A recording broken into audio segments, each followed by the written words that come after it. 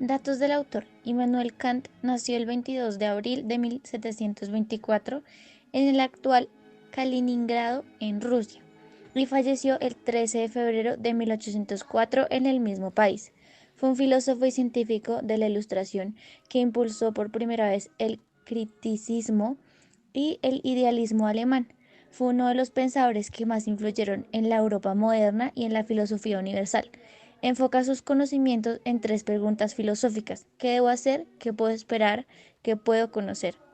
Y en ellas critica la razón práctica y el juicio. Datos de la obra. Título: Respuesta a la pregunta ¿qué es la ilustración? Autor: Immanuel Kant. Fecha de lanzamiento de la obra: 1784. Género: ensayo. ¿Qué es la ilustración? Uno de los temas que podemos ver en esta obra según Kant es la definición de la ilustración. La ilustración es la forma moderna de pensar. Es la liberación de la incapacidad del hombre de usar otra razón. La ilustración podríamos decir también que es la acción con la que el hombre se adentra en un conocimiento que podríamos llamar maduro, para así lograr un entendimiento propio, ya que el entendimiento que posee podríamos llamarlo, según nuestro contexto, infantil o inmaduro.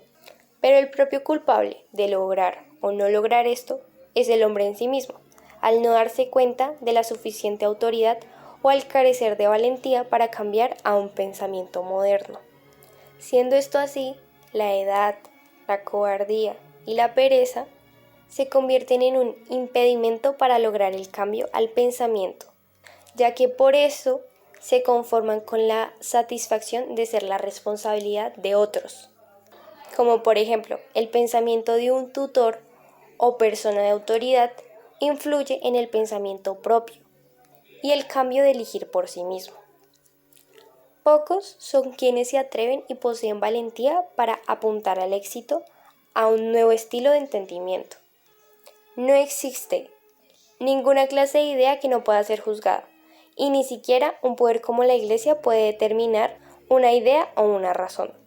Todo lo que se puede determinar como una ley se tiene que someter a una crítica, sea ya de uno mismo o de un pueblo. En conclusión, un hombre tiene la suficiente autoridad de elegir una ilustración, si tiene la suficiente valentía, y no se consume por la pereza. Bueno, como ya mencionamos anteriormente, dos de los aspectos más importantes que limitan a la ilustración son la cobardía y la pereza. Yo voy a mencionar otros dos aspectos que también son muy importantes. El primero, pues, es el uso privado de la razón. Este limita el conocimiento, puesto que, digamos, una persona tiene un conocimiento, hizo una investigación, adquirió cierto dato, o no sé, adquirió simplemente un conocimiento nuevo para él que quizás muchas otras personas no saben o que quizás nadie sabe. Y él decide no compartirlo con nadie más, decide simplemente dejarlo para sí mismo. Esto limita mucho el pensamiento de las otras personas, puesto que ellas nunca podrán saber este dato y nunca podrán interiorizarlo ni estudiarlo. Es así como, pues, el uso privado de la razón limita la expansión de pensamiento de las otras personas.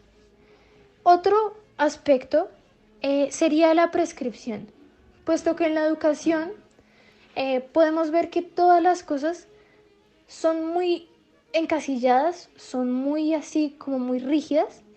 Y no solo esto, sino que muchas veces nuestros docentes o educadores nos dan información, pero hasta un punto limitado. ¿Por qué?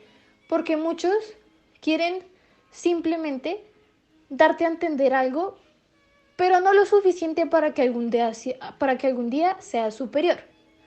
Un caso extremo sería una especie de dictadura en la que te muestran simplemente lo que te quieren mostrar y no te dan la realidad de las cosas. Immanuel Kant nos habla sobre dos posibles usos de la razón. El privado trata sobre que alguien posee unos conocimientos que posiblemente nadie más tiene, o tal vez sí, pero esa persona los quiere solo para ella, o sea, no quiere compartírselos a nadie más, ni que alguien más sepa sobre esos conocimientos.